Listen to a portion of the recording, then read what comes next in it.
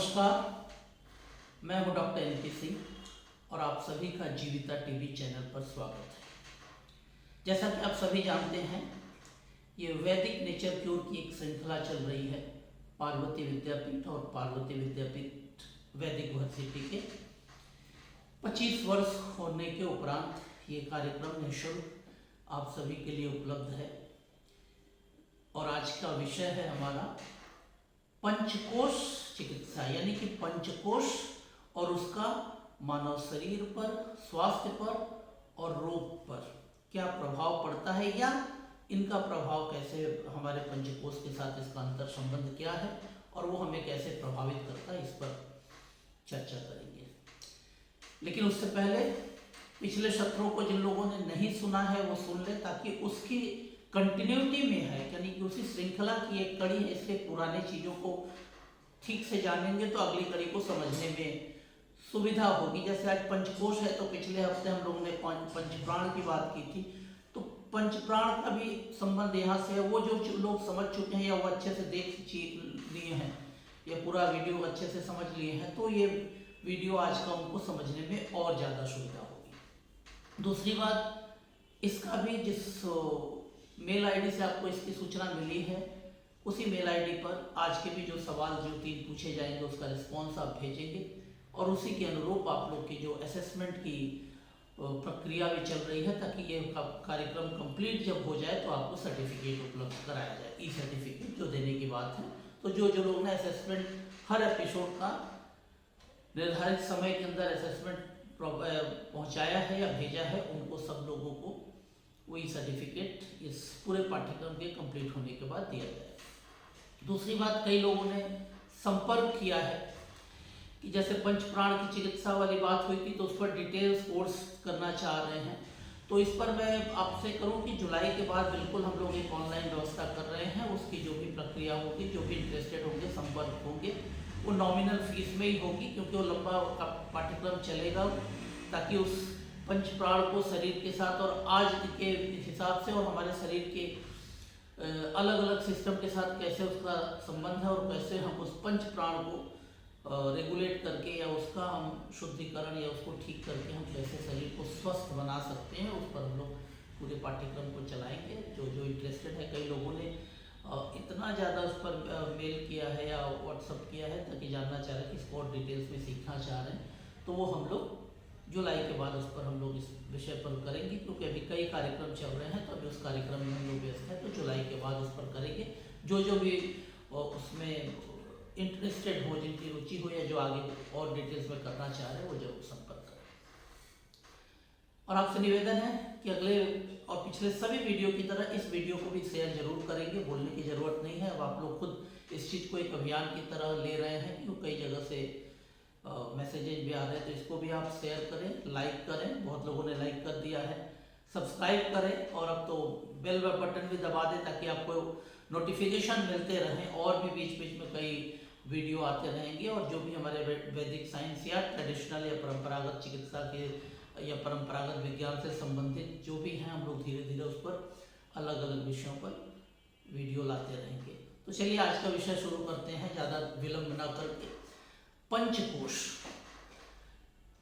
पंचप्राण के बारे में हम लोगों ने पिछले हफ्ते चर्चा कर ली है। पंचकोश की बात करते हैं। हालांकि पंचकोश के बारे में कमोबेश सभी जानते हैं, बहुत लोग जानते हैं, योग की विधा में तो और लोग इसको गहरे से जानते हैं, लेकिन हम वैदिक नेचर क्योर के हिसाब से और पंचकोश का हम लोग शरीर के साथ और शरीर के अंगों के साथ और शरीर के अंगों के फिजियोलॉजी और पैथोलॉजी के साथ आज समझने की कोशिश करेंगे। हालांकि एक दिन में ये पूरा डिटेल्स करना, लेकिन संक्षेप में, ताकि हम लोग हर बिंदु को टच कर पाए, हर बिंदु को यहाँ रेखांकित कर पाए, ताकि समझने में सुविधा है। पंचकोश यानी कि हम मानते हैं वैदिक परंपरा में कि जो मानव शरीर है उसकी संरचना या एनाटॉमी या यौगिक एनाटॉमी बोलिए, वो 5 कोशों से बनी है। 5 कोशों में एक अन्नमय कोश है, एक प्राणमय कोश है, एक मनोमय कोश है, एक विज्ञानमय कोश है और एक आनंदमय कोश है। अगर मेडिकली करें तो हमारी बात होती है कि शरीर बना है क्या, उसके माइन्यूट सबसे बड़ी सेल है यानी कोशिका है, सेल से टिश्यू बनते हैं, टिश्यू से ऑर्गन बनते हैं, ऑर्गन से ऑर्गन सिस्टम बनते हैं, और कई ऑर्गन सिस्टम मिलके एक संपूर्ण शरीर की संरचना है और इंटरकनेक्टेड एक दूसरे से होकर वो पूरी एक जीवन की प्रक्रिया या फिजियोलॉजी को चलाते हैं। ये तो है कि, लेकिन ये सारी चीज़ों में एक स्ट्रक्चरल एनाटॉमी की बात है कि स्ट्रक्चर है या उसके अंदर उसकी अपनी एक फंक्शन है, अपनी क्रिया है, एक संरचना है और उस संरचना की अपनी एक स्वाभाविक क्रिया है, वो चल रही है। तो मॉडर्न मेडिसिन में हम लोग इस रूप में देखते हैं शरीर की संरचना और उसकी क्रिया, और उसके अंदर थोड़ी बहुत हम लोग ये मान लेते हैं कि कुछ और भी हैं कि हमारे इमोशंस हैं या थोड़ी बहुत विचार थॉट प्रोसेस है, वो है। बट जनरली जब हम लोग करते हैं कि मेडिकली, तो मूलतः जो शरीर के अंदर जो जो दिख रहा है उसकी जो क्रियाएं हो रही हैं उसी को व्याख्यायित करते हैं और उसी के आधार पे सब चीज को रेखांकित करते हैं, या सारी प्रक्रियाओं को उसी के आधार पे हम लोग रेगुलेट या कंट्रोल करने की कोशिश करते हैं, या डिजीज या हेल्थ को भी उसी के आधार पर कि जो हमारी फिजियोलॉजी है वो फिजियोलॉजी कहाँ कहाँ ऑल्टर्ड हुई है तो डिजीज को के रूप में वो रिफ्लेक्ट होती है, और जहाँ फिजियोलॉजी है तो हम नॉर्मल है या हेल्थी रूप में है। तो वो जो भी हमारी स्ट्रक्चर या स्ट्रक्चर की क्रियाएं जितनी भी मेडिकल साइंस ने डिफाइन किया उसी के आधार पे हम लोग रोग और स्वास्थ्य को रेखांकित करते हैं। जब हम यौगिक प्रक्रिया में आते हैं या विशेषकर ये वैदिक नेचर क्योर में ये पंचकोश में आते हैं, तो शायद कुछ चीजें ऐसी आ जाती हैं जो हम सामान्य एनाटॉमी में या जो सामान्य हम जो स्ट्रक्चर और फंक्शन में है उस रूप में उसको नहीं दिखा पाते हैं जो दिखता है। तो इसलिए ये थोड़ा सा और सूक्ष्मतर हो जाता है या और शटल लेवल पे होता है, बहुत ज़्यादा मैक्रो लेवल पे नहीं है। अब हम लोग आए एक एक कोष। तो सिंपली जब बात करें तो अगर हम पहला जो कोष है जो हमारा अन्नमय कोष है, नाम से ही पता चल रहा है कि अन्न है। अन्न की जब बात करते हैं तो अन्न स्थूल रूप में है, यानी मटेरियलिस्टिक चीज है कि वो अन्नमय कोष है, और ये मानव शरीर का या नहीं बल्कि मानव अस्तित्व का, जो अगर ह्यूमन बॉडी जो मानव शरीर है उसका जो अस्तित्व है उसका पहला सतह है या पहला कोष है जिसके आधार पर ये बना है। और ये जो हमें दिखता है या जो हमें प्रतिनिधित्व करता है, जो हमारे स्थूल शरीर है उसको ये करता है। और वो स्थूल शरीर जो मूलतः जिसका पोषण या जिसका पोषण भी और जिसकी व्यवस्था भी या जिसको बनाए रखने में मूलतः भोजन का एक स्थान है, यानी भोजन द्वारा जो शरीर की संरचना या शरीर के अस्तित्व को बनाए रखता है उस कोष को हम बोलते हैं अन्नमय कोष। यानी मानव शरीर के वो सब कुछ चीज, ये पहला स्तर है कि जहाँ पे भोजन के द्वारा जो हमारे शरीर की स्थूलता और उस स्थूलता की जो अस्तित्व को बनाए रखते हैं वो है हमारा अन्नमय कोष। ठीक है, अब इसमें कई चीजें हैं, क्योंकि हम लोग संक्षेप में करेंगे, बहुत डिटेल्स में संभव नहीं है, लेकिन इतना भी संक्षेप नहीं करेंगे कि आधा रह जाए आधा छूट जाए। इसके पूरे चीजों को रेखांकित करते जाएंगे कि ये जो मूलता है इसमें जो हमारे परसेप्शन ऑफ सेंस है, ठीक है, वो इसके अंदर होते हैं। जैसे हम देखते हैं, हम सुनते हैं, या हम जो हमारा गंध लेने की शक्ति है वो, या स्वाद या स्पर्श की जो ये है, इसके जो ऑर्गन ऑफ एक्शन है, मतलब जिसके माध्यम से, जिस अंग के माध्यम से ये सारे जो हमारे सेंस या संवेदना के जो परसेप्शन है, जो अनुभूति के जो माध्यम है, अनुभूति हम दूसरी जगह अनुभूति करते हैं वो थोड़ी सी अलग है, लेकिन इस अनुभूत करने का जो माध्यम है, जो अंग है, वो सारे जो है वो अन्नमय कोष के द्वारा ही निर्धारित होते हैं या रेगुलेट होते हैं। ठीक है, इसके अंदर हमारा चलना भी होता है, हमारा जो हम मलमूत्र त्याग करते हैं या जो कुछ भी शरीर से निकालते हैं वो भी है, अपनी तरह की संतति को जन्म देते हैं, यानी अपने जनरेशन को आगे बढ़ाते हैं। ये मूलतः अन्नमय कोष के द्वारा ही होता है। अब हम अगर सिंपल अगर इसको आज की भाषा में करें तो बेसिक जो मटेरियलिस्टिक नीड है, जो बेसिक प्राथमिक स्तर पर कि हमें जो चाहिए, चलना है, खाना है, जो हमें देखना है या जो कुछ भी करते हैं, ये जो सारी जीने के लिए जो करते हैं, उसके लिए जो बेसिक स्तर पे जो काम करते हैं वो हमारा अन्नमय कोश है। यानी कि एक जीवन को या एक कोई भी जीव के अस्तित्व को इस ब्रह्मांड में अपने अस्तित्व को बचाए रखने के लिए जो प्राथमिक स्तर पर जो बेसिक नीड है कि हमको जीने के लिए अपने इस शरीर के माध्यम से इस ब्रह्मांड में है, तो इस शरीर को और इस शरीर के माध्यम से जो हमारे शरीर में जो जीवन चक्र चल रहा है और वो जो जीवन चक्र इस शरीर को बचाए हुए, उसके लिए इस पूरे प्रक्रिया को कि मेरा शरीर ठीक रहे, शरीर की जो चाहत ठीक रहे और शरीर यहाँ पे स्वस्थ रहे, उसके लिए बेसिक जो नीड है वो हमारा अन्नमय कोश के द्वारा आता है। ठीक है, और इसीलिए यहाँ इस कोश के की जो मूल प्रवृत्ति है कि वो स्थूल रूप में यानी कि शरीर पर और सेंस का मतलब यहाँ पे सेंस के परसेप्शन जो है वो सूक्ष्म स्तर पर नहीं है। सेंस को सिर्फ एक मटेरियलिस्टिक या स्थूल रूप में सेंस को एब्जॉर्ब करने की जरूरत है कि भाई भोजन है तो भोजन करना है, कोई चीज है तो उसको स्वाद ले रहे हैं, उसकी अनुभूति से के स्तर पर या सूक्ष्म स्तर पर अन्नमय कोश नहीं पहुंचता। उसका सिर्फ पान करना या उसको लेना, बस इतना ही तक है अन्नमय कोश की। अन्नमय कोश फिजिकल बॉडी और सेंस को गवर्न करता है या उसके स्तर पे ही लगा रहता है। यानी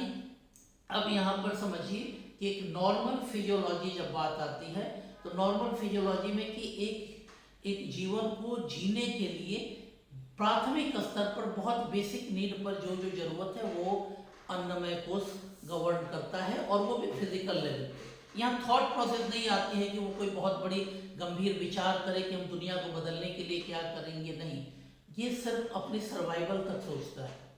लेकिन सर्वाइवल से ही वो फिर आगे बढ़ने की कोशिश करता है। ये भी एक बात है, यानी अन्नमय कोश हर व्यक्ति में हर जीवन में इम्पॉर्टेंट है, क्योंकि वो पहले सर्वाइवल करता है और सर्वाइवल के साथ अपने एग्जिस्टेंस को जोड़ता है, यानी वो अपने को सर्वाइव उस रूप में करता है ताकि अब इसके आगे कोई भी प्रक्रिया कर सकते, यानी कि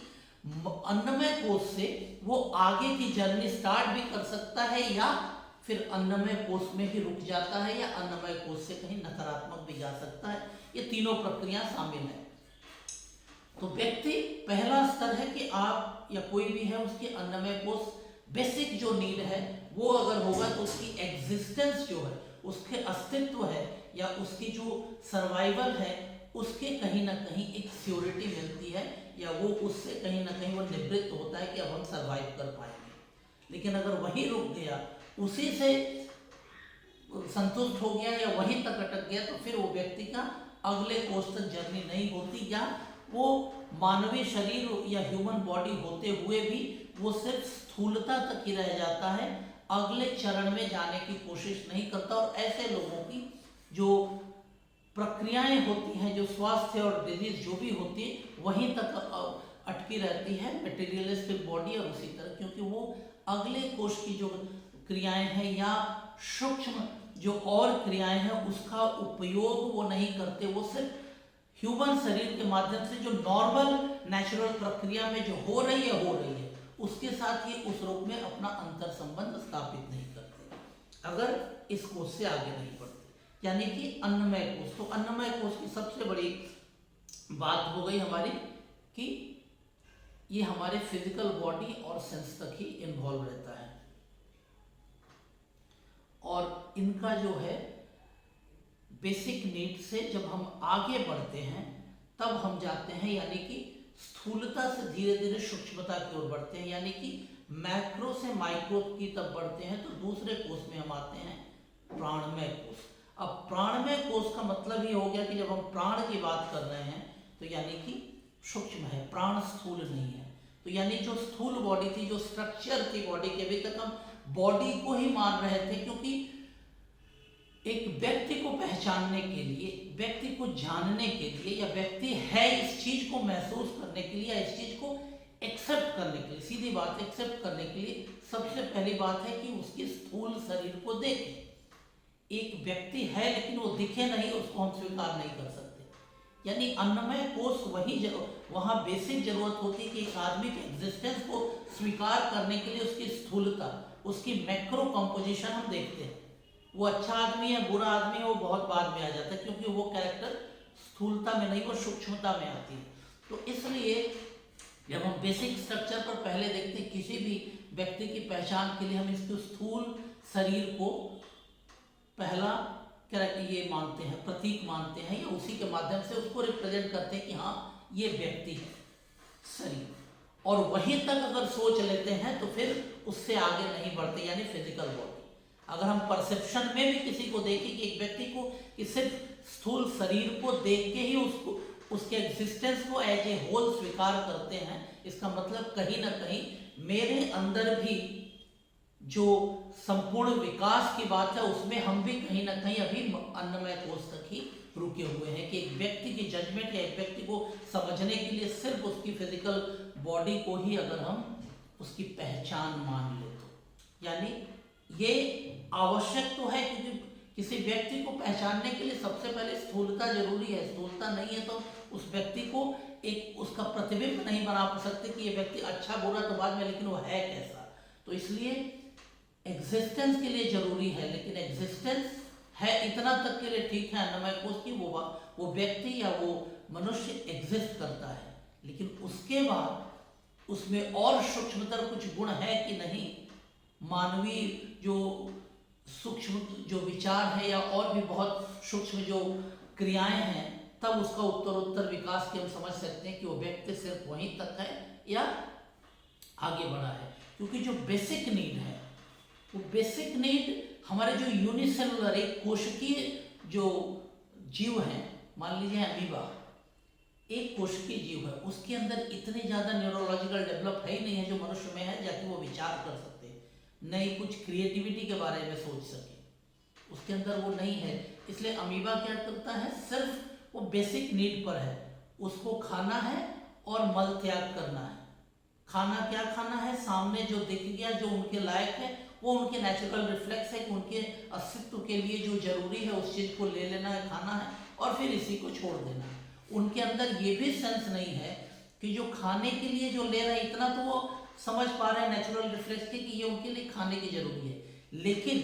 जो वो खा रहे हैं ये उनका है या किसी और का खाना ले रहे हैं, वो सेंस उनके पास नहीं है, यानी बहुत बेसिक नीड पर है। लेकिन ह्यूमन बॉडी में या ह्यूमन एग्जिस्टेंस में ये है कि अगर हम जो कुछ भी बेसिक नीड के लिए कर रहे हैं या बेसिक नीड से जुड़े हैं, उस बेसिक नीड के साथ ये सूक्ष्म चीज़ें जुड़ी हैं कि आप जो अपने बेसिक नीड के लिए जो चीज़ ले रहे हैं वो आपको कहाँ से मिल रही है, और वो लेने और नहीं ले जो आपको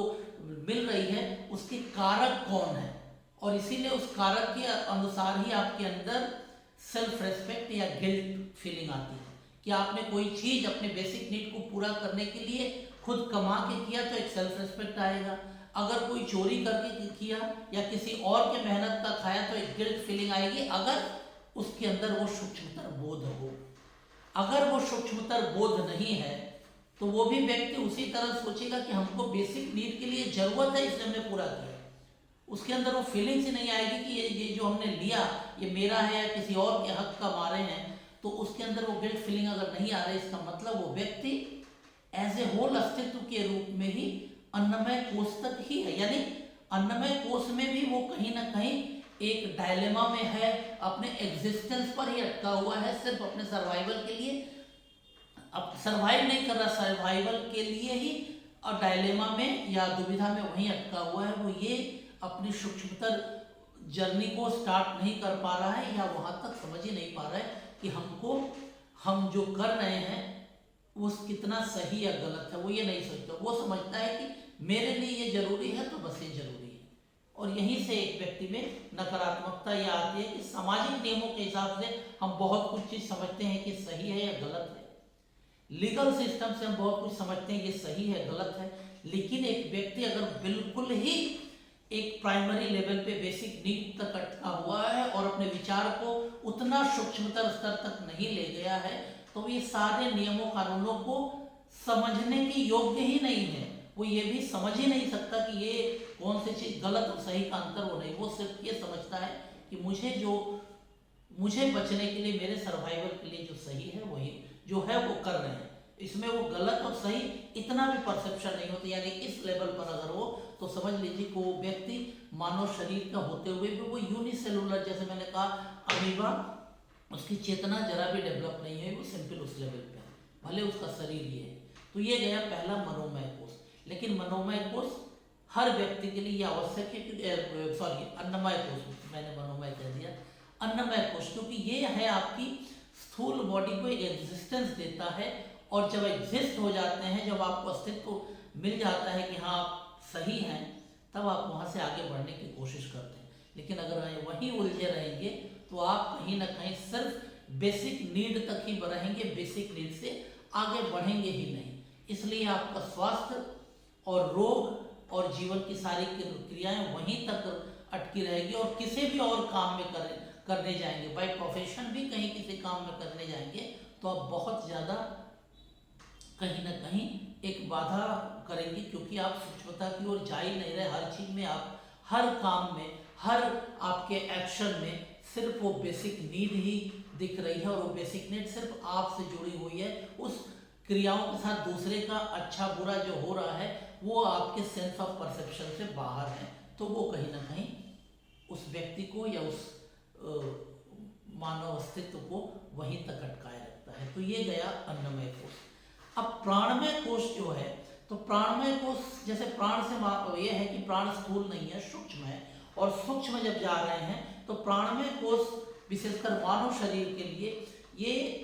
बहुत इंपॉर्टेंट है कि ये प्राणमय कोष अन्नमय कोष और मनोमय कोष, यानी कि फिजिकल बॉडी और मेंटल बॉडी को जोड़ने के बीच की कड़ी है। जो एक व्यक्ति सिर्फ शरीर सोच रहा था, शरीर भी एक स्थूल के रूप में रिफ्लेक्ट हो रहा है, लेकिन मूलतः उसको चला कौन रहा है? प्राणमय कोष है। यानी मनुष्य की संरचना ही जिस रूप में हुई है उसमें स्थूल बॉडी रिफ्लेक्शन है उस मनुष्य के अस्तित्व के, लेकिन उसके पीछे उस पूरे स्थूलता को जो कुछ जीवन के अस्तित्व के रूप में चला रहा है, उसके पीछे प्राणमय कोष है। वो प्राण दिख नहीं रहा, लेकिन वो प्राण रिफ्लेक्ट कर रहा है उस शरीर के माध्यम से, और उस शरीर में कुछ एक दूसरे से अलग दिखता है, या वो शरीर अपने आसपास के एटमॉस्फेयर के साथ किस तरह संबंध रिएक्ट करता है, यानी वो मनोमय कोष उसका दिखता है। यानी प्राणमय कोष जब चल रहा है तो ये उसके स्थूल शरीर को सिर्फ स्थूल शरीर या बेसिक नीड तक नहीं रहने देता है, उसके अंदर जो मनोमय कोष है उसके साथ ये जो उसकी मेंटल बॉडी है उसके साथ जोड़ के वो रिफ्लेक्ट करता है। इसलिए जब हम एक मनुष्य को देखते हैं तो अपरेंटली एक शरीर देखते हैं, लेकिन उस शरीर को चलाने के पीछे प्राणमय कोष है, और प्राणमय पीछे की कोष जो है वो व्यक्ति को रिफ्लेक्ट करता है कि वो इस समाज में हमारे सामने या अपने परिवेश के बीच में किस रूप में किस तरह अपने आप को उपस्थित करता है। तो प्राणमय कोष इसलिए बहुत ज्यादा इंपॉर्टेंट है।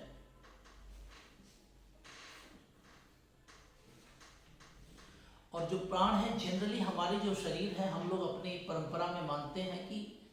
72,000 नाड़ियां हैं, और उस नाड़ियों के माध्यम से ही ऊर्जा प्रवाहित होती है, प्राण का प्रवाह होता है। अब यहाँ दो चीजें हैं कि जब नाड़ी की बात करते हैं तो एक एनर्जी चैनल है, और वो नाड़ी कोई क्लोज्ड सर्किट नहीं है, नली एकदम बंद नहीं है कि अगर इस नली के माध्यम से एनर्जी जा रही है तो जा रही है, वो एक पैसेज है कि वहां से जा रही है। लेकिन जब एनर्जी जाती है, एनर्जी कोई स्थूल चीज नहीं है कि एकदम स्ट्रेट चली जा रही तो चली जा रही, वो जब जाएगी तो वो एक ऊर्जा है, तो आसपास उसका प्रवाह होगा ही। जैसे कि आप डिफ्रैक्शन आप जानते होंगे लाइट में, अगर टॉर्च की लाइट अगर आप जलाते हैं तो लाइट जितना दूर जाएगी, जितना दूर आस्ते बढ़ते जाएगी, उसका जो इमेज बनेगा बड़ा होगा, जितना नजदीक जाएंगे इमेज छोटा होगा, और जितना दूर में टॉर्च को देंगे उसका इमेज बढ़ता जाएगा। यानी जब लाइट रेज जाती है तो उसके साइड की जो पेरिफेरल रेज है आस्ते आस्ते डिफ्रैक्ट होती है, डिफ्रैक्ट होती जाती है, पेरिफेरल रेज डिफ्रैक्ट होती है। इसलिए लाइट रेज को जितना दूर भेजेंगे उसकी इमेज उतनी बड़ी होती है, और जितनी नजदीक करेंगे इमेज छोटी होती है। यानी जो लाइट रेज को भी हम लोग कहते हैं कि स्ट्रेट जाना, वो स्ट्रेट नहीं जाती, जितना दूर जाएगी उसके पेरिफेरल रेज को डिफ्रैक्ट होते हैं। तो ऊर्जा भी जब जाती है तो हम मान लेते हैं कि एक नली है, नाड़ी है, नाड़ी के माध्यम से जाती है, लेकिन नाड़ी के जब माध्यम से जाती है तो वो आसपास भी डिफ्रेक्ट होके हर बिंदु पर कहीं ना कहीं वो एनर्जी की स्रोत डिफ्रेक्ट होती है और आसपास के जो भी उसके ऑर्गन पार्ट्स होते हैं उसको कहीं ना कहीं प्रभावित करते हुए या उसको ऊर्जा का एहसास कराते हुए जाती है। यानी पूरी शरीर ही ऊर्जा में है या पूरे शरीर ही ऊर्जा में है या ऊर्जा ही पूरे शरीर में है, जो भी आप करें कि सिर्फ ऊर्जा नाड़ी में नहीं, नाड़ी पैसेज है कि इस माध्यम से जाएगी, लेकिन जब उस माध्यम से जाएगी तो वो आसपास उसका प्रभाव, सूरज निकलेगा पूरब में लेकिन पूरब में ही नहीं दिखेगा, वो जहां तक जाएगी उसकी रोशनी वहां होगा। और डिफ्यूजन के साथ घर में, दिन में आप लाइट घर में नहीं जलाते, सूरज डायरेक्टली घर में नहीं भी घुसे तो भी रोशनी आती है, क्यों? डिफ्यूजन के माध्यम से, वो डिफ्यूजन होता है। और टॉर्च की लाइट से डिफ्रैक्शन की बात है। तो ऊर्जा भी जब शरीर में जाती है उस नाड़ी के माध्यम से, तो सिर्फ नाड़ी से ही जाती है ऐसा नहीं है, वो कहीं ना कहीं डिफ्यूजन डिफ्रैक्शन होती है और शरीर के पूरे जो स्थूल बॉडी है हर जगह को प्रभावित करती है, या यूँ कहें कि कहीं ना कहीं शरीर के आसपास बाहर भी आप महसूस कर सकते हैं। क्योंकि शरीर जब बाहर महसूस करते हैं, क्योंकि शरीर अगर आप सिंपल एक चादर डाल लें तब आपको महसूस होता है कि शरीर के अंदर से ऊर्जा या उष्मा निकलती है, तो आसपास कितनी गर्मी महसूस होती है। जो जाड़े में हम लोग माने सर्दी के समय में कंबल या जो गर्म कपड़े पहनते हैं तो वो कपड़े गर्म नहीं करते, हमारे शरीर से निकलने वाली उष्मा ही एक चादर बनाती है। यानी हमारे शरीर के आसपास भी ये ऊर्जा का, तो ऊर्जा का जो प्रभाव है, नाड़ी एक रास्ता है कि उसके माध्यम से ऊर्जा का प्रवाह होता है, लेकिन वो प्रवाह धीरे धीरे जो होता है हर जगह पहुंचता है, शरीर के हर कोने में, यहाँ तक कि शरीर के बाहर में। यानी हम उस ऊर्जा का जो शरीर की तो एक स्ट्रक्चर दिखता है स्थूल रूप में कि शरीर यहाँ तक है, लेकिन शरीर के अंदर की जो ऊर्जा या जो उष्मा के रूप में निकलती है वो शरीर के बाहर तक भी रहती है, जो हम अपनी आंखों से नहीं देख सकते। तो यानी अगर प्राणमय कोश की बात करें, हम मानते हैं कि यह शरीर है, लेकिन उससे बड़ा शरीर के चारों तरफ ये ऊर्जा है, अंदर भी है और शरीर के बाहर है, जो कि हम आंखों से नहीं देख पाते, लेकिन इसलिए उसको हम अपरेंटली नहीं मानते, हम शरीर को ही मान लेते हैं, वही उस व्यक्ति का अस्तित्व है। लेकिन प्राण है और वो अलग अलग माध्यमों से रिफ्लेक्ट होता है, वो देखते हैं। और इसका सिंपल माध्यम है जो प्राणमय कोश का, जो हम ब्रीदिंग के माध्यम से देखते हैं कि ब्रीद या श्वसन, या यूँ कहें कि हमारे सांस लेने आने जाने के, इसके माध्यम से हम समझ पाते हैं कि हमारा प्राणमय कोश है। ठीक, और ये जो है शरीर की जो भी क्रियाएं हैं, जैसे मनोमय कोश में तो हमने कहते हैं कि बेसिक नीड्स ही है, लेकिन जो क्रियाएं हैं, बेसिक नीड की भी जो क्रियाएं हो रही है, अगर आप खा रहे हैं तो डाइजेशन हो रहा है, ब्लड सर्कुलेशन हो रहा है, तो ये सारी चीज़ें या ऊर्जा का प्रवाह हो रहा है, तो इसमें कहीं ना कहीं ये जो हमारे जो नॉर्मल फिजियोलॉजी या जो फंक्शन है उसके लिए प्राणमय कोश है, चाहे वो हमारे क्रियाएं हो या ऑर्गन के फंक्शन हो, सब कुछ के लिए ये इम्पोर्टेंट है, बहुत महत्वपूर्ण है। और ये प्राणमय कोश हमें मनोमय कोश के साथ भी जोड़ता है। यानी हम अगर तीसरे कोश पे अब आए, मनोमय कोश या माइंड बॉडी जो बोल दें, ये तीसरा स्तर है मानवीय अस्तित्व का, ह्यूमन बॉडी, ह्यूमन के एग्जिस्टेंस का। क्योंकि हम ह्यूमन माने सिर्फ शरीर मानते हैं, और वैदिक परंपरा में शरीर सिर्फ एक कोश है, फिजिकल बॉडी जिसको हम लोग बोलते हैं वो अन्नमय कोश है, वो अन्न के द्वारा ही पोषण होता है। लेकिन उस अन्न को के द्वारा जो पोषण पहुंचाया जाता है, अन्न तो पोषण के लिए ही लिया जाता है, तो अन्नमय कोश उसको उस भोजन पर ही स्थित है या उस भोजन तक ही सोच रहा है, लेकिन उस भोजन से उसको ऊर्जा प्रवाहित करना है या उस भोजन से ऊर्जा निकालना है, वो प्राणमय कोश की बात है। तो एक तो नैसर्गिक क्रिया है कि प्राण अपना काम कर रहा है, लेकिन उस प्राण को अगर हम अनुभूत करके करेंगे तो उस प्राण के साथ हम मेंटल बॉडी को जोड़ेंगे, तब हम भोजन में कहीं ना कहीं अपनी भोजन लेने और नहीं लेने के बीच में पड़ेंगे कि भोजन क्यों लेना है या क्यों नहीं लेना है, और क्या लेना है क्या नहीं लेना है। फिजिकल बॉडी तक, अन्नमय कोश तक सिर्फ इतना है कि भोजन लेना है, जरूरी है। प्राणमय कोश आता है कि भोजन को, जो भी भोजन आपने लिया है उस भोजन से जीवन की क्रियाएं चलाने के लिए उसमें से पोषण निकाल लेना है। जब मेंटल बॉडी से जोड़ते हैं तो फिर वो आता है कि भोजन में कहाँ क्या कितना कब लेना है, ये बहुत महत्वपूर्ण बात है। और प्राणमय कोश जनरली जो हमारे शरीर से वो सारे ऑर्गन जो हमारे शरीर के भीतर से जो कुछ भी है जो निकाल देते हैं, इवैक्यूएट करते हैं, चाहे स्टूल पास करें या इवैक्यूएशन के लिए जो जो ऑर्गन है इवैक्यूएट करते हैं, हमारे शरीर को खाली करते हैं, हल्का बनाते हैं, उसको सारी चीज़ों को ये रेगुलेट करता है प्राण। क्योंकि बिना प्राण के ना आप मलमूत्र त्याग कर सकते, मलमूत्र तो बन जाएगा बट त्यागने के लिए प्राण की जरूरत होती है, यानी आपको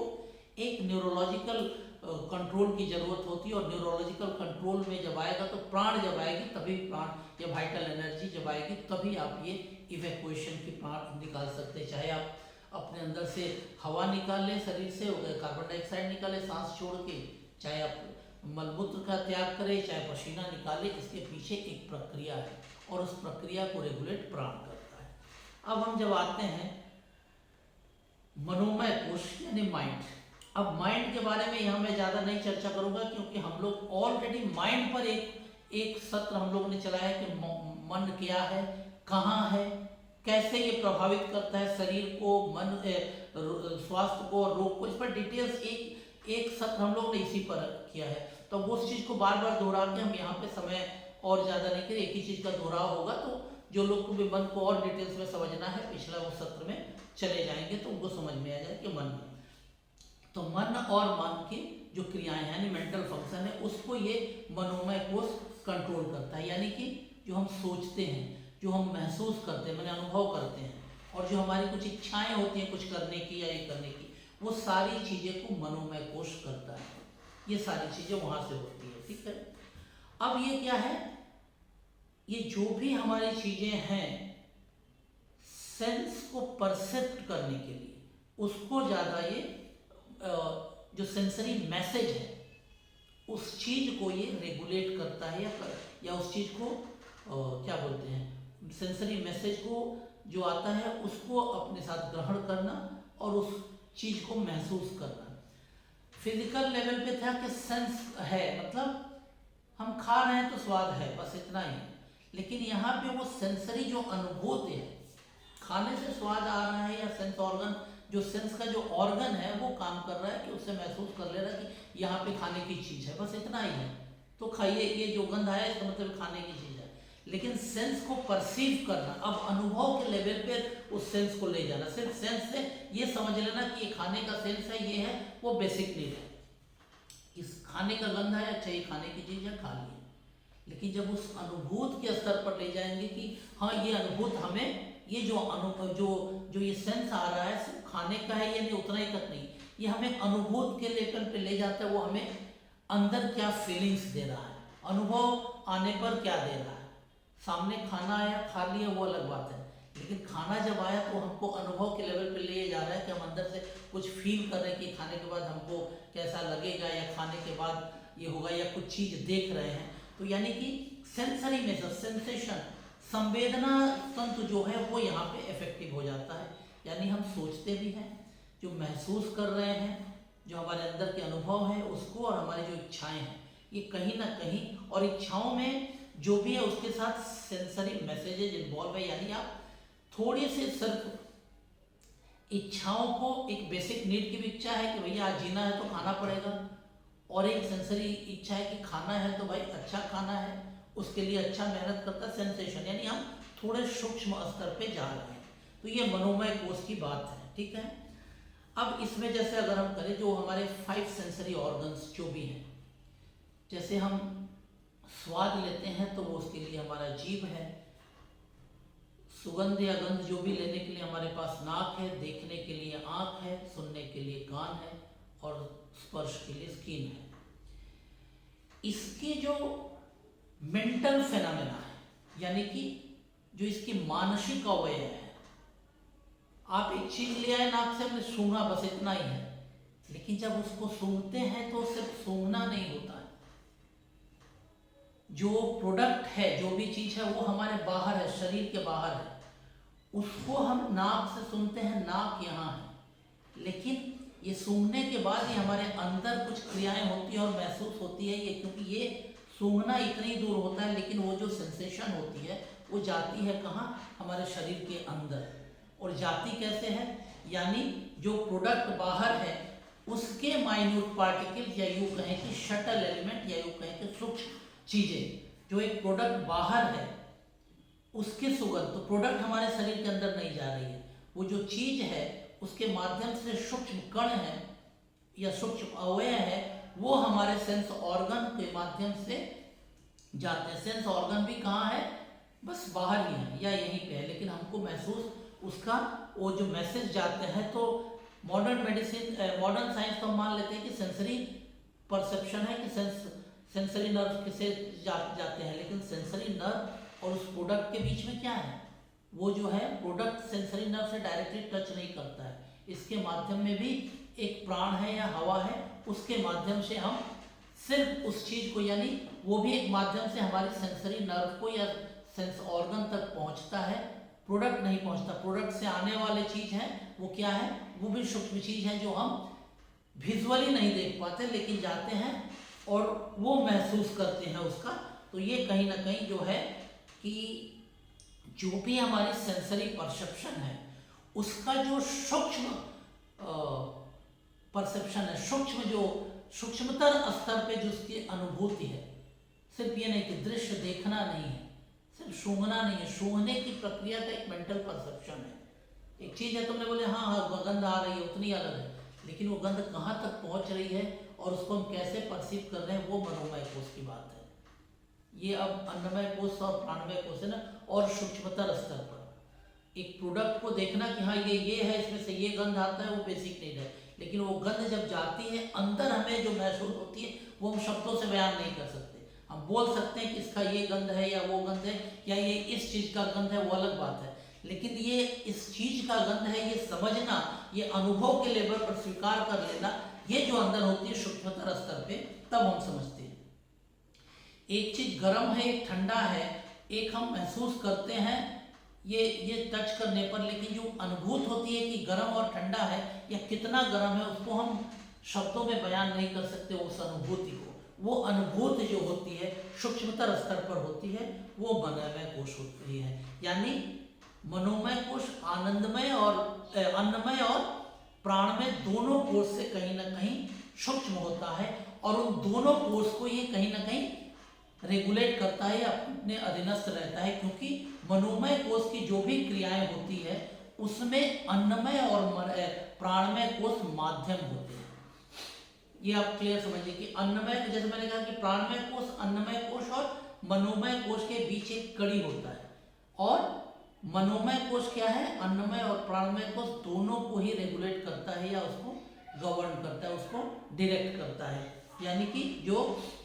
अन्नमय कोश और प्राणमय कोश की जो क्रियाएं हैं उसके माध्यम उसको यूटिलाइज करना, उसके जो स्रोत हैं अन्नमय कोश और प्राणमय कोश की जो क्रियाएं हैं, जो काम है, उस काम के माध्यम से मनोमय कोश कहीं ना कहीं अपनी क्रियाओं को सूक्ष्म स्तर पर, उसको सूक्ष्मतर स्तर पर महसूस करता है, या जो मनोमय की जो सूक्ष्मतर जो गुणवत्ता है उस गुणवत्ता को इस स्थूल जो परसेप्शन है या जो स्थूल जो स्टिमुलस है उसके सूक्ष्मतर अवयव को एनालाइज करना, उसको डिसइंटीग्रेट करना। जैसे कि आप कोई चीज लेते हैं तो उसको अगर ब्रेक डाउन करते करते जाए तो छोटे स्तर पे जाएंगे कि वो सूक्ष्म स्तर पे क्या है। तो यहाँ मनोमय कोश है कि जो स्थूल चीजें हैं, स्थूल को के जो परसेप्शन करने के लिए, स्थूल को समझने के लिए उसके सूक्ष्मतर स्तर पर जो जो करना है वो मनोमय कोश करता है। यानी और कहीं ना कहीं अन्नमय और प्राणमय को रेगुलेट भी इसलिए करता है क्योंकि जब सूक्ष्मतर स्तर पर हमको कहाँ तक जाना है, क्या जाना है, वो गवर्न करता है। क्योंकि अन्नमय कोश के पास, अन्नमय कोश विज्ञान मनोमय कोश का काम नहीं कर सकता, इससे अन्नमय कोश सिर्फ बेसिक नीड तक होता है। अब वो बेसिक नीड से अगर आगे बढ़ने की कोशिश करता है तो मनोमय कोश उसके ऊपर बैठा है, और प्राणमय कोश को भी वैसे ही डायरेक्ट करता है कि आप अन्नमय कोश को ऐसे ही गाइड करिए, या सूक्ष्मता को इस रूप में ले जाइए, या स्थूलता को इस रूप में लाइए, ताकि उसकी सूक्ष्म चीजें जो है इस स्तर पर हमारे परसेप्शन को जहाँ तक आवश्यक है, जिस रूप में आवश्यक है उसमें स्वीकार करें, या अगर स्थूल ऐसे आते हैं तो उसको कैसे हम डिस्कार्ड करें। तो ये हमारे मनोमय कोश की बात है। यानी कि जो हमारे जो भी सूक्ष्म जो पहले परसेप्शन होती है या सूक्ष्म चीज को महसूस करना देखना, ये हमारा मनोमय कोश करता है। उसके पहले तक हम बहुत स्थूल रखते रहते हैं, ठीक है। और इसीलिए जब हम जो भी मानसिक क्षमताएं हैं वो इस कोर्स पर डिपेंड करता है, यानी कि सेंसेशन, अनुभूति और विचारधारा का जब उद्भव होता है मनोमय कोश की, हम कुछ सोच रहे हैं, यानी कि अन्नमय कोश ने जो कुछ भी दिया, प्राणमय कोश ने जो कुछ भी उस क्रियाओं को ढाला, उसको सूक्ष्मता में बदला, अब वो सूक्ष्मता को अनुभव के स्तर पर ले जाके मनोमय कोश ने थॉट प्रोसेस जनरेट किया, या मनोमय कोश ने थॉट प्रोसेस जनरेट करना है तो वो दिया, और भी बहुत कुछ अनुभूत है तो अपने अनुभूत से प्राणमय को दिया, प्राणमय ने अन्नमय को डायरेक्ट किया। तो ये प्रक्रियाएं अगर चल रही है तो अन्नमय से लेके मनोमय, ये 3 कोश तक कम से कम ये तो मानेंगे कि आपका पोषण सही चल रहा है। प्राण यानी आपकी सारी प्रक्रियाएं जो है, जो फिजियोलॉजिकल फंक्शन है वो नॉर्मल चल रही है, और उसके बाद साथ साथ आपके सेंसेशन, यानी अभी तक आप खा रहे हैं, डाइजेस्ट कर रहे हैं, श्वसन ठीक चल रहा है, सारी क्रियाएं, हार्ट नॉर्मल चल रहे हैं, प्राणमय तक फिजिकल बॉडी है, अन्नमय तक है कि आप खा रहे हैं, स्टूल पास कर, ये सब क्रियाएं हैं। लेकिन प्राणमय में आ रहे हैं कि आप उस खाने से पोषण निकल रहा है, शरीर की बाकी क्रियाएं जो जीवन को चलाने के लिए बेसिक नीड के वो नॉर्मली चल रही है। लेकिन अब उसके अंदर पर उसको सूक्ष्म स्तर पर उस सारी क्रियाओं को अनुभव करने और रेगुलेट करने के लिए अगली बॉडी, मेंटल बॉडी आ गई, और वहां से फिर जब आ गई तब आप आस्ते आस्ते थॉट प्रोसेस में भी गए, थॉट भी आपने सोचना शुरू कर दिया। तो ये गया तीसरा कोश जो कि मनोमय कोश। अब इसके बाद अगर हम आ जाए विज्ञानमय कोश, जिसको हम लोग जनरली, ये चौथा कोश है और इसको हम लोग जनरली मानते हैं कि ये जो हमारी है इंटेलेक्ट बॉडी है, यानी चेतना वाली बॉडी है, ठीक है। और जो सामान्य मनुष्य है, हर व्यक्ति कहीं ना कहीं अपने इंटेलिजेंस के ऊपर हर चीज को रिएक्ट करता है या हर चीज पर अपनी प्रतिक्रिया व्यक्त करता है, ठीक है। और जो उसकी इंटेलिजेंस है या जो रीजनिंग है, यानी कि आपके अंदर जो एक तो मेधा है या चेतना है, और एक रीजनिंग है, यानी कि किसी चीज को एनालाइज करने के लिए क्षमता है, ये कहीं ना कहीं इस कोश के पीछे यही मूल कारण है कि जो इंटेलिजेंस और जो हमारी रीजनिंग, यानी हम किसी चीज को एनालाइज कर सकते हैं, अन्वेषण कर सकते हैं, उसको हम काट छांट करके उसमें बहुत बेहतर से क्या करते हैं, मतलब उसका मूल्यांकन कर सकते हैं, किसी चीज को रीजनिंग करेंगे या इंटेलिजेंस जो है चेतना के आधार पर, ये इस कोर्स को करती है, ठीक है। और जब ये इंटेलिजेंस और ये है, यानी हमने पहले अन्नमय कहा, प्राणमय, मनोमय, तीनों की क्रिया करें, अब तीनों क्रियाओं के बाद ही जो हमारी ऑर्गन ऑफ परसेप्शन है, अब यहाँ पे इंटेलिजेंस और रीजनिंग भी इन्वॉल्व हो गई। पहला स्तर था कि हमारे जो सेंस ऑर्गन काम क्या कर रहे थे, बेसिक नीड के लिए, भैया सेंस ऑर्गन है, कहाँ खाना है देख लो, खा लो। दूसरा आया कि अब जो भी हमारी बेसिक नीड है उसके साथ हमारे सूक्ष्मतर स्तर पर प्राणिक बॉडी को कैसे ये करना है, ताकि हम धीरे धीरे मेंटल बॉडी पर करें, और प्राणिक बॉडी कहीं ना कहीं स्थूल बॉडी को इस आसपास के इस परिवेश में सरवाइव करने के लिए करें। तो प्राणिक बॉडी ने उसके लिए हमारी नॉर्मल फिजियोलॉजी या नॉर्मल सब ऑर्गन या सिस्टम को रेगुलेट किया। थर्ड में हम आ गए मनोमय कोश, जहाँ पे हम सेंसरी यानी सूक्ष्मतर स्तर पर उसको महसूस करने लगे उस पर, और कहीं ना कहीं हम लोग थॉट प्रोसेस को किए। अब यहाँ पे आ जा रहा है थॉट प्रोसेस, तो आपने विचार डेवलप कर लिया, लेकिन विचार सही है गलत है एनालिसिस करेंगे तो उसके लिए चेतना है या चौथा है, यानी अब जो ऑर्गन ऑफ परसेप्शन जो काम कर रहे थे, अब उस ऑर्गन ऑफ परसेप्शन में हमारे इंटेलिजेंस और रीजनिंग दोनों जुड़ गए, ठीक है। और कभी कभी जो ये है कि मैं इसका जो मेजर पार्ट है, बहुत महत्वपूर्ण पार्ट है, जो हमारे सबकॉन्शियस लेवल पर है। सबकॉन्शियस लेवल बनी कि जो चीजें हमारे अंदर है, यानी मनुष्य के अस्तित्व में है, मनुष्य के अंदर ही है, लेकिन वो उसके जो इंटेलिजेंस या जो चीज जागृत अवस्था में वो महसूस नहीं करता है, लेकिन उसके अंदर कहीं ना कहीं निहित है, ठीक है। और इसके अंदर जो भी है, सूचनाएं भी हो सकती है, इंटेलिजेंस है, लॉजिक है, तर्क, ईगो, अहंकार, और साथ ही साथ उनकी मेधा, इंटेलेक्ट, ये सारी चीज़ें वहाँ मौजूद है, सबकॉन्शियस लेवल पे है। यानी कि जैसे आपके अंदर है, आप नॉर्मल बैठे हैं, कोई बात कर दिया, अचानक गुस्सा आ गया, तो गुस्सा कहाँ था? अंदर वो क्रियाएं हैं, वो चीज़ हैं, उसके हिसाब से रिएक्ट करती है, यानी सबकॉन्शियस लेवल पे सब कुछ है। तो ये सारी चीज़ें सबकॉन्शियस लेवल पे हैं। जब सिचुएशन आती है उस हिसाब से वो रिफ्लेक्ट होती है या सामने दिखती है, और इसलिए विज्ञानमय कोश कहीं ना कहीं इन सारी चीज़ों को कंट्रोल करता है, यानी ये करता है। अब जो मेधा है, इंटेलेक्ट है, और जो विजडम है, ज्ञान, क्योंकि हम लोग बहुत बार ज्ञान की बात करते हैं, जनरली हम लोग ज्ञान की बात करते हैं और ज्ञान के बारे में जानते नहीं, क्योंकि जो चीज़ हम कहते हैं संभवतः वो सूचनाएं होती हैं। सूचना और ज्ञान में अंतर है। कोई बहुत कुछ चीज़ जानता है, इन्फॉर्मेशन है, वो गूगल पे मिल जाता है, बहुत चीज़ है, तो इस इन्फॉर्मेशन को शेयर करना वो ज्ञान नहीं है। ज्ञान है कि जब आप किसी भी इंफॉर्मेशन के आधार पे जो आप कुछ अनुभूति करते हैं और कुछ चीज़ें, नई चीज़ महसूस करते हैं, जो इस ब्रह्मांड में है, वो चीज़ों को सामने ले आते हैं, वो ज्ञान है। तो ज्ञान जो होती है, इंटेलेक्ट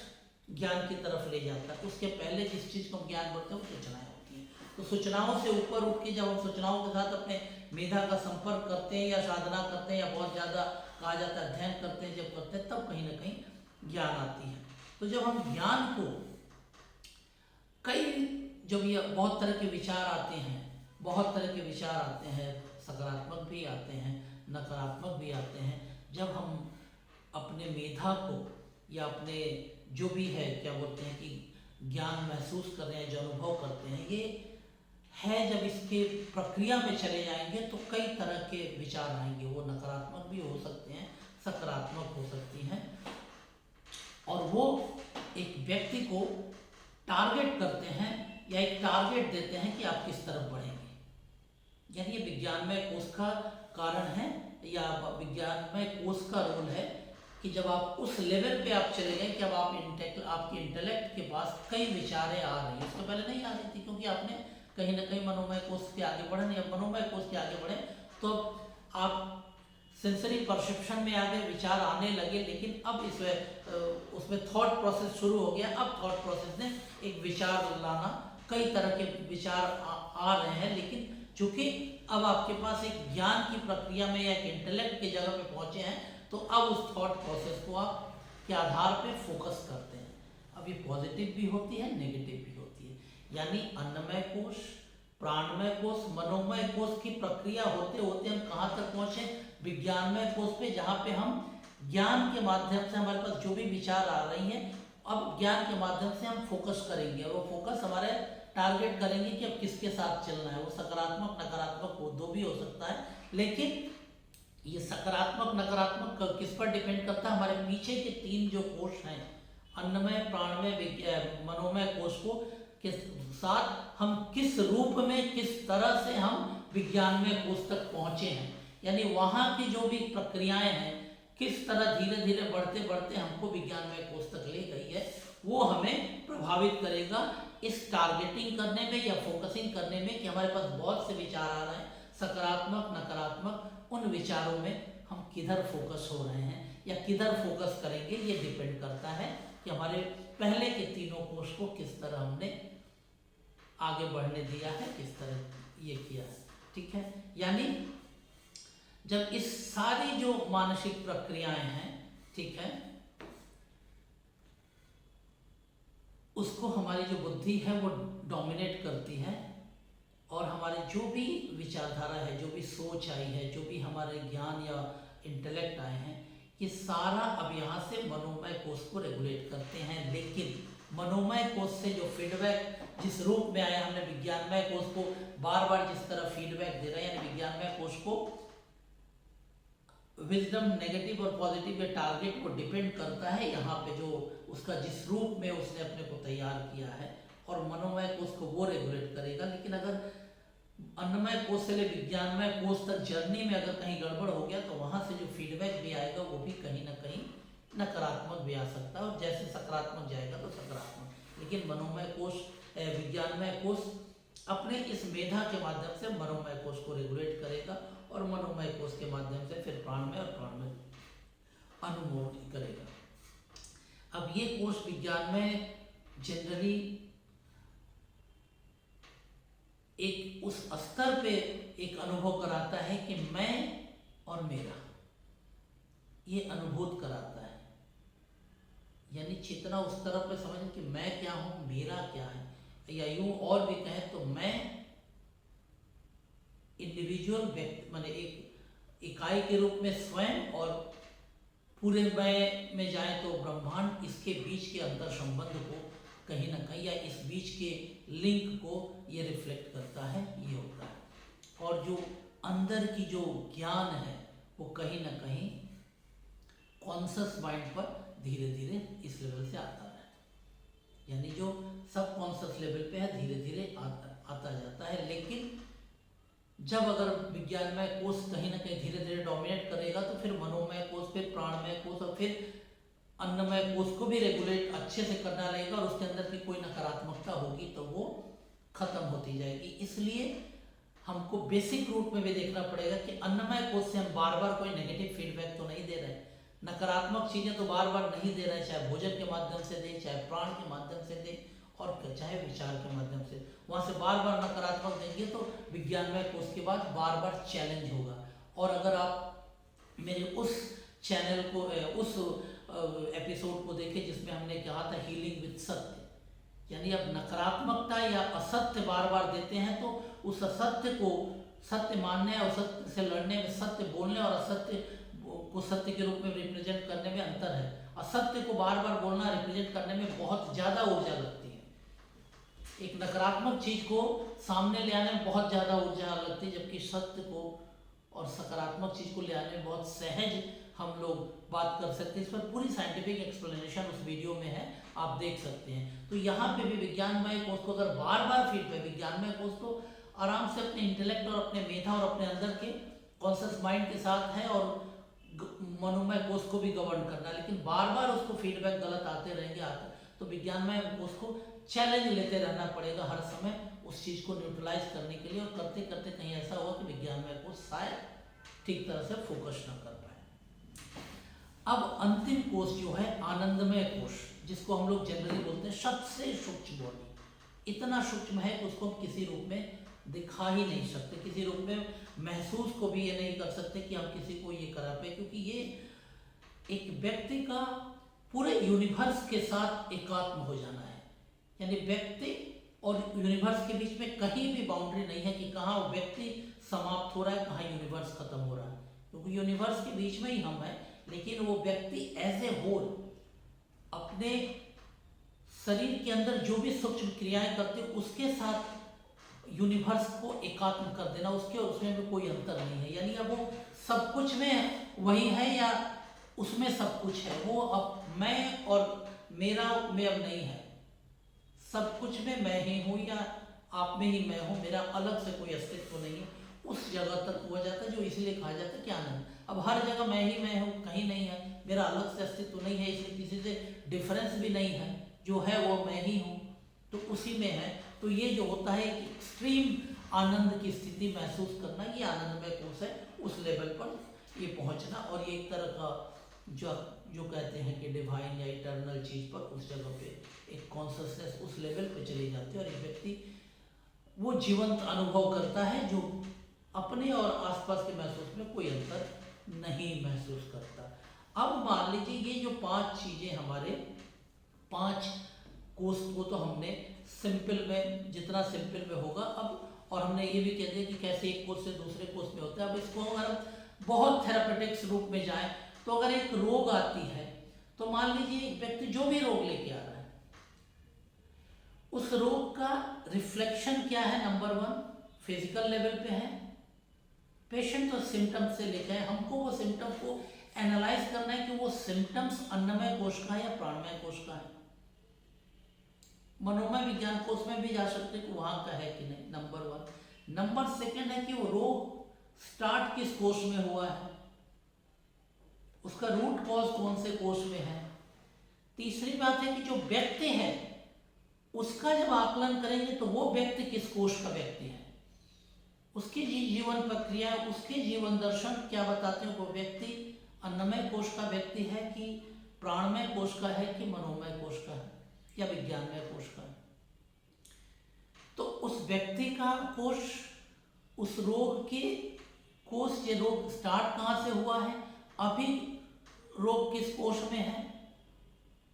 और इस प्रक्रिया में जो मनुष्य जिस कोश में है वो अपने रोग और अपने सिम्टम के साथ किस तरह इंटरेक्ट कर रहा है, उसका जो रिफ्लेक्शन आ रहा है, तो व्यक्ति कहाँ पे इस रोग में अगर हम आकलन करेंगे तब जाके हम रोग को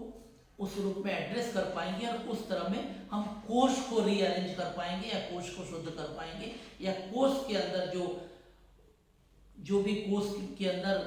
इम्बैलेंस है या हार्मोनी डिस्टर्ब हुई है, जो उसका सामंजस्य बिगड़ा है, उसको हम ठीक कर पाएंगे। तो इसको भी मैं समझता हूँ अगर बहुत डिटेल्स में जाना है तो इसके लिए भी अच्छे से इस पर थेरापेटिक्स रूप में करना पड़ेगा कि पंचकोश थेरापी, ये महज मॉडर्न नेचुरोपैथी नहीं है कि आपने कब मिट्टी लगा दिया, कब फास्टिंग करा दिया, वो नहीं है। ये है कि कोश के आधार पर निर्धारित करना कि व्यक्ति,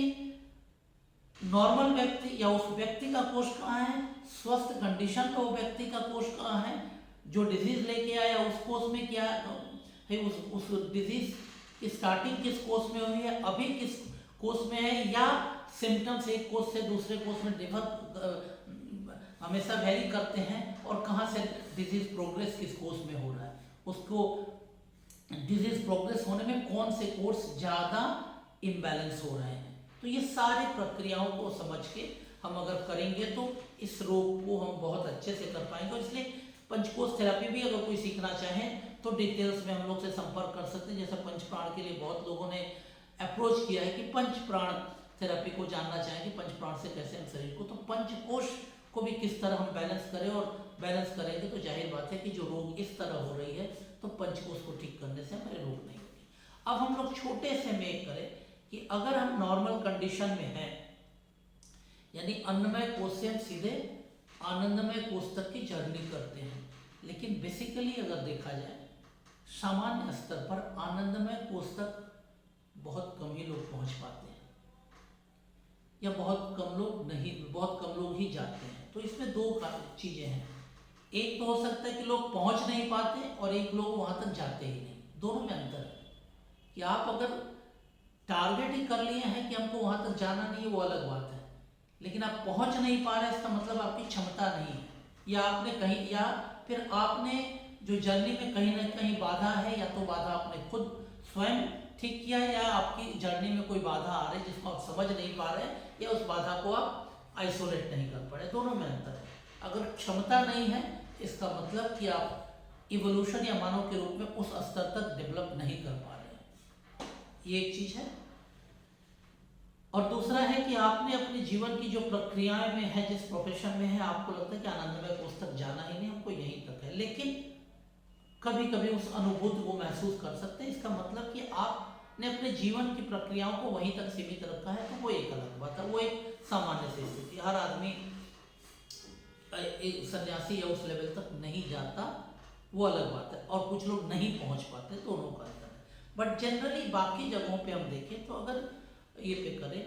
तो अन्नमय से धीरे धीरे हम लोग उस लेवल पे जाते हैं, यानी हमारी जो कॉन्शसनेस है, एक व्यक्ति की चेतना जो है, या एक जो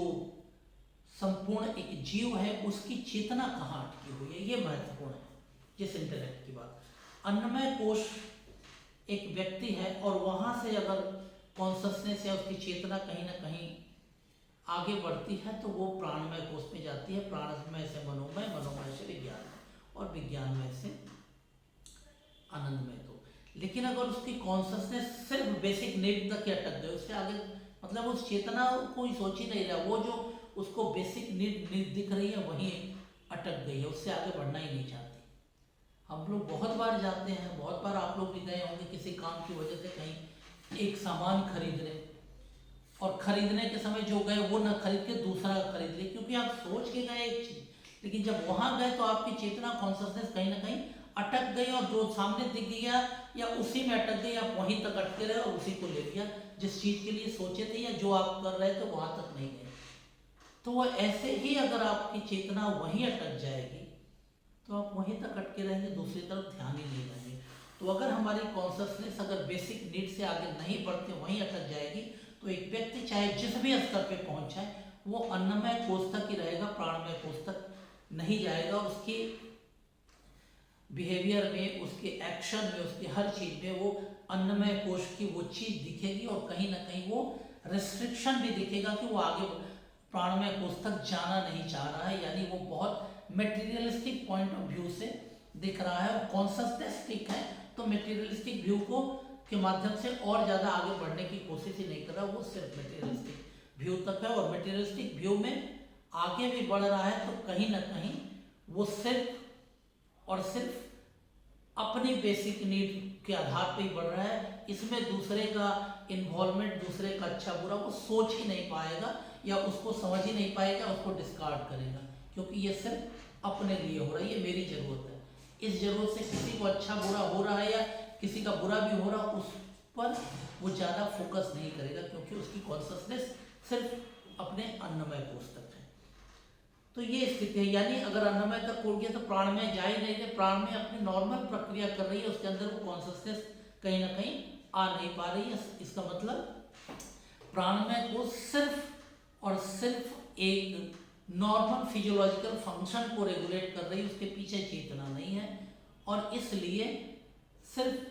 शरीर काम कर रहा है और उसके लिए जो प्रक्रियाएं हैं उसके हिसाब से नॉर्मल चल रहे जो है काम हो रहा है। इसलिए उसके जो भी डिजीज भी या जो भी आएंगे वो फिजिकल लेवल पर आएंगे और कभी कभी बहुत ग्रेव भी आ सकते हैं फिजिकल लेवल पर। खैर इसको अगर हम लोग बहुत डिटेल्स में कभी स्टडी करेंगे तो और डिटेल्स में हो जाएगी कैसे अन्नमय कोष के स्टिक लोग को कैसे ये में होता है, क्योंकि प्राणमय कोष और मनोमय कोष को आप यूटिलाइज ही नहीं कर रहे हैं, उस चेतना को वहां तक जाने ही नहीं देते हैं, यानी वो बॉडी आपके शरीर से कट ऑफ है, इसलिए आप वहीं तक अटके हैं, वहीं तक अटके हैं। अब अगर आप लीजिए मान लीजिए कि अन्नमय कोष तो से ऊपर उठ गए, प्राणमय कोष तक पहुंच गए, लेकिन प्राणमय कोष के बाद फिर वहां पे अगर स्टिक कर गए यानी कॉन्शसनेस वहीं स्टिक हो गई तो फिर आप मनोमय कोष तक नहीं पहुंच पा रहे, यानी आपकी बेसिक नीड फुल हो रही है, बेसिक नीड के हिसाब से आपकी प्राणमय कोष यानी नॉर्मल फिजियोलॉजी को जो जो जरूरत है वो कर रही है प्राणमय कोष अपनी ये में, लेकिन प्राणमय कोष से आगे आप मनोमय कोष तक नहीं जा रहे, यानी अन्नमय कोष और प्राणमय कोष मनोमय कोष के बीच में जो प्राणमय सेतु का काम करता है वो नहीं कर पा रहे, क्योंकि प्राणमय कोष के बाद हमने उस चैनल को ब्लॉक कर दिया,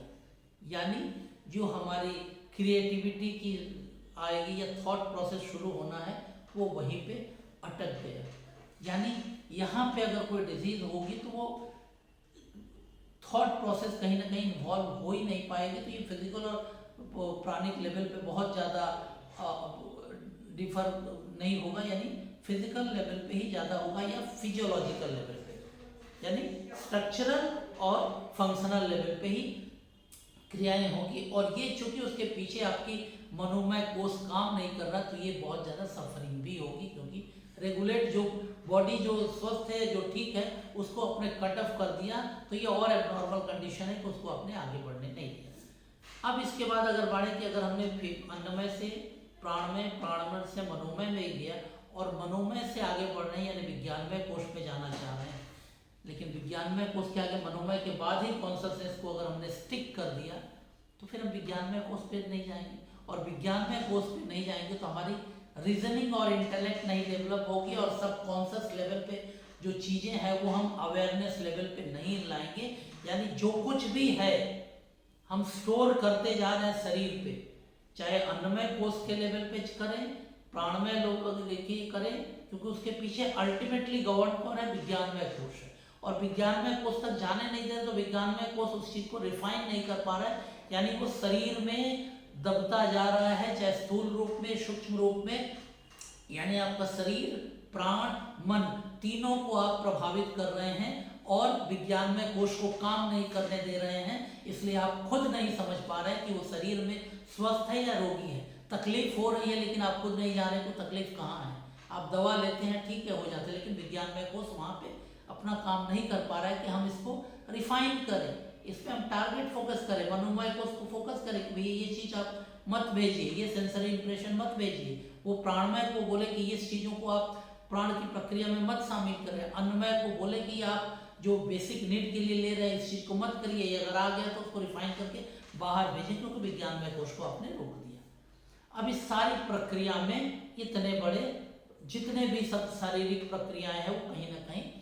इस आधार पे गवर्न करते हैं। और अगर विज्ञानमय कोश को आपने अगर अन्नमय, प्राणमय, मनोमय और विज्ञान में इस चारों चैनल को अगर बहुत साफ नहीं किया तो आप आनंदमय कोश तक नहीं जा पाएंगे, चाह के भी नहीं जा पाएंगे। जो मैंने पहले कहा, एक तो आप जाना चाह रहे हैं या आप मतलब जाना नहीं चाह रहे, और एक है कि चाह के भी नहीं जा पा रहे हैं। तो चाह के नहीं जा पाना यही है कि आप कहीं ना कहीं आपने अपनी क्षमताओं को उस लेवल पर कर दिया, और इसके आधार पर विज्ञानमय कोश तक भी जाएंगे तो शायद ठीक से नहीं पहुंच पाएंगे, क्योंकि आप कॉन्शसनेस को बार बार स्टिक कर रहे हैं, उसको आगे बढ़ने नहीं दे रहे। तो इसलिए आप शरीर से कहीं ना कहीं आगे नहीं बढ़ने दे रही है, यानी आप वहीं तक अटके, आपकी कॉन्शसनेस एक कोष तक ही अटक गई, इसलिए आप अगले कोष तक नहीं जा पा रहे, और इसीलिए आप शरीर में ही अटके हैं। विज्ञान में कोष तक भी पहुंच गए तो कहीं ना कहीं स्टिकनेस हर जगह है, तो वो अगर अटके हैं तो फिर आप शरीर और ब्रह्मांड के जो एकात्म की बात है उस चीज को में जाना तो दूर की बात है, उस चीज को स्वीकार करने के लिए तैयार नहीं है, तो इसलिए आपको आनंद की स्थिति में नहीं जा पाएंगे। और ये बहुत बड़ा ये होता है कि अगर इस चीज की प्रक्रिया को आप अगर मन से स्वीकार नहीं करते हैं तो बहुत बार बहुत तरह की डिजीज की कंडीशन होगी जो फिजिकल लेवल पे होगी, क्योंकि आप शरीर को छोड़ना नहीं चाह रहे, और शरीर को छोड़ना नहीं चाह रहे माने शरीर को छोड़ना माने शरीर के साथ स्टिक है, और स्टिक के साथ है इसका मतलब जो नॉर्मल फिजियोलॉजी है कि शरीर आपके लिए अस्तित्व है, उसके लिए चलाने के पीछे प्राण है। शरीर ही सब नहीं है, प्राण के पीछे विचार है, मन, और विचार के पीछे रीजनिंग और इंटेलेक्ट है, और उसके बाद है कि तब आप उतने जगह पर रीजनिंग और इंटेलेक्ट हो गए तब आप समझ पाएंगे कि आप वही हैं जो इस ब्रह्मांड में जो है उसी से बने हैं, उसी के अंग है, तो आप उसमें अंत नहीं है। तो इस प्रक्रिया को अगर नहीं समझ पा रहे हैं तो जो माइन्यूट पार्टिकल है उस माइन्यूट पार्टिकल से जो आपका जो मैक्रो पार्टिकल्स बन गया है, कहीं ना कहीं उस चीज के परिधि में आप अपने आप को घेर के या बंद के रखे हैं। उसके जो सूक्ष्म अवयव है, जो माइन्यूट पार्टिकल है जिससे बना है, जो आपके आसपास है, उस चीज को नकार रहे हैं, यानी आप नकारात्मकता में चले जा रहे हैं, और ये नेगेटिविटी उसी में डिपॉजिट हो रही है। कहाँ? उसी शरीर में जिसको आपने पूरा सत्य मान लिया, और इसीलिए वो सफरिंग्स आ रही है, रोग आ रही है, ये कर्म फल। और ये तो हम लोग बोलते हैं, लेकिन विज्ञान की बात है कि आप अपने शरीर में, शरीर जो माइन्यूट सूक्ष्म से मैक्रो बना है, यानी सूक्ष्म से स्थूल बना है, तो उसकी मूल इकाई सूक्ष्म है, और उस सूक्ष्म स्तर पर आप जाएंगे। उसी तरह जब मैक्रो से या स्थूल से अंदर जर्नी करते करते सूक्ष्म तक जाएंगे, और उस जर्नी को अगर नहीं समझना पा रहे, या वो शरीर के अंदर जो नॉर्मल फिजियोलॉजी के रूप में वो सारी प्रक्रियाएं घट रही हैं, हो रही हैं, उस चीज को आप घटने में कहीं बाधा दे रहे हैं। यानी कि नॉर्मल एक चैनल में अगर कोई काम हो रहा है, एक जगह ब्लॉक कर देंगे तो आगे नहीं बढ़ पाएगा, तो वो प्रक्रिया वहीं पे स्टिक होगी। नली में पानी प्रवाह हो रहा है, अगर रोक दीजिए तो पानी रुक जाएगा, जमेगा, तो फिर वहां पे गंदगी बढ़ेगी। तो ये जो ऊर्जा का प्रभाव एक कोष से 5वें कोष तक जा रहा है, इवोल्यूशन एक जर्नी है, उस जर्नी को आप रोकते जा रहे हैं। तो जहां रोक रहे हैं उसी कोष में कहीं ना कहीं स्टोर होता जा रहा है। अब अगर उस कोष में स्टोर हो रहा है तो आप क्या समझे कि उस कोष का रोग है, या अगले कोष में आपने जाने नहीं दिया उसका रोग है, या 2 कोष तक गए, तीसरे में नहीं जाने दिए तो दूसरे कोष का रोग पहले कोष में आ गया, या चौथे कोष का तीसरे में, तीसरे से दूसरे, दूसरे में एक आया। तो इसीलिए बहुत बार जब क्रॉनिक डिजीज होती है हम इस रूप में समझते हैं, लेकिन अगर पंचकोश के हिसाब से समझे तो आपने जो ह्यूमन एग्जिस्टेंस है, जो जिसका एक पंचकोशीय आधार है, उस पंचकोशीय आधार को नॉर्मल, उस पंचकोशीय आधार की जो नॉर्मल फिजियोलॉजी है, जो नॉर्मल सामान्य क्रिया प्रक्रिया है, जिसमें एक मानवीय अस्तित्व ब्रह्मांड के बीच पूरी सामंजस्य की स्थिति में रहता है, उस एग्जिस्टेंस को आप नकारते हैं चेतना के स्तर पर, या यूं कहें कि उसको गलत मान लेते हो, उसको एक्सेप्ट ही नहीं करते, क्योंकि आप चेतना को उस लेवल तक ले ही जाने नहीं देते। जो आपको दिख जाता है, जो आपको दिख गया, शरीर से आगे नहीं बढ़ पाते, या बहुत हद तक प्राण या मनोमय मन से आगे नहीं बढ़ पाते। तो इस तरह की रोग क्रिएशन होती है, और इस चीज़ को हमने संक्षेप में आज पूरे डिटेल्स में तो नहीं, लेकिन फिर भी जितना हुआ हर चीज़ को हमने बारीकी से आपके सामने रखने की कोशिश की कि कम से कम आप इस चीज़ को समझ लीजिए। अब इसको अगर हम एक एक ऑर्गन या डिजीज के साथ करें, क्योंकि हर ऑर्गन में कोई ऑर्गन को हम डायरेक्टली एक कोश का नहीं कर सकते, स्ट्रक्चर के लेवल पे कभी वो एक कोश में होगा, लेकिन फंक्शन के लेवल पे दूसरा होगा। उस फंक्शन के पीछे अगर विचार आएगी तो मनोमय कोश में आएगी, इसलिए कई चीजें इन्वॉल्व होती है एक ही ऑर्गन में, एक ही फंक्शन में। और डिजीज का जो प्रोग्रेस होता है पंचकोशीय आधार पर, कैसे कैसे वो हमारे कोश को डिस्टर्ब कर रहा है और कैसे कैसे हम उसको रीअरेंज करेंगे। तो ये था आज का पंचकोश वैदिक नेचर क्योर के अंदर। और इस पर मैं फिर कहूँगा कि मैं जानता हूँ उसके बाद भी कई लोग निवेदन करेंगे, तो इस पर भी डिटेल्स में होगा। तो पंचकोश को जिस तरह हमने कहा, एक एक कोश और एक एक कोश के साथ अंतर संबंध को स्थापित करना, समझने के लिए हमें एक लंबे कोर्स की जरूरत है। जो भी चाहेंगे करना चाहेंगे उसके लिए भी हम लोग अरेंज करेंगे। जैसे पंच प्राण के लिए कई लोगों ने, कम से कम 10-15 लोगों ने तो अभी तक आवेदन कर दिया है और चाहते हैं कि डिटेल्स में सीखना। तो उसके लिए जो भी कोर्स हम लोग देखते हैं कितने दिन में उसको अच्छे से कर सकते हैं, और उसका जो भी नॉमिनल हम लोग नॉमिनल फी ही लेंगे उसके लिए कोई ये नहीं है कि हम लोग बहुत ज़्यादा, ताकि लोग को समझा पाएँ और इस चीज़ को, विज्ञान को आगे बढ़ा पाएँ। और ऑनलाइन वो भी होगा, और इस पर भी पंचकोश पर भी अगर कोई डिटेल्स में सीखना चाहे तो संपर्क कर सकता है। तो आज चूँकि हमने बहुत डिटेल्स में या ये में किया, तो तीनों में सबसे पहले हम आज का 3 सवाल जो हमारे रिस्पॉन्स के होते हैं वो हम आपको बता दें। पहला कि प्राणमय कोश क्या रेगुलेट करता है, किस चीज को गवर्न करता है, ठीक है। विज्ञानमय कोश अगर हम मनोमय कोश में ही अपने कॉन्शसनेस को स्टिक कर दे, रोक दे, तो क्या क्या हो सकता है। और हमारे बेसिक नीड में तीसरा सवाल कि बेसिक नीड में या मनोमय कोश में मूल क्या क्या फंक्शन होते हैं। ये 3 सवाल आप आज के हैं और इसके ऊपर आप रिस्पॉन्स करिए। अगले हफ्ते हम लोग फिर मिलेंगे नए विषय पर, और इसको हर बार की तरह लाइक शेयर करिए। सब्सक्राइब तो आप लोगों ने किया है, जो लोग नहीं है वो लोग भी सब्सक्राइब करें, और हमारे जो बेल बटन है उसको आपने क्लिक कर दे ताकि नोटिफिकेशन हमेशा मिलता रहे। और हम लोग बहुत जल्दी, अब चूँकि ये कार्यक्रम जब समाप्त होगा तो हम लोग नए विषय पर कुछ चर्चाएं कर रहे हैं और कुछ विषय आ रहे हैं। तो अगर आप लोग के भी कोई सुझाव हो तो ज़रूर कमेंट बॉक्स में लिखिए कि आप किस विषय पर और चाहते हैं, तो उस पर भी हम लोग प्रक्रिया शुरू करेंगे। चूँकि हमारा भारतीय जो भी वैदिक परंपरा है उसको लेके हम लोग काम कर रहे हैं, और अपना फीडबैक इस पर भी दीजिए। और जैसे ये प्रक्रिया सारे एपिसोड कंप्लीट हो जाएंगे तो आपको इसके जो भी सर्टिफिकेट हैं जिनका भी है वो उनके उसी मेल आईडी पर ये सर्टिफिकेट भेज दिया जाएगा। तो आज के लिए इतना ही। स्वस्थ रहिए, सानंद रहिए, और अपने पंचकोश को अब ठीक करिए, और इसके लिए लोगों को भी जागरूक करिए। नमस्कार।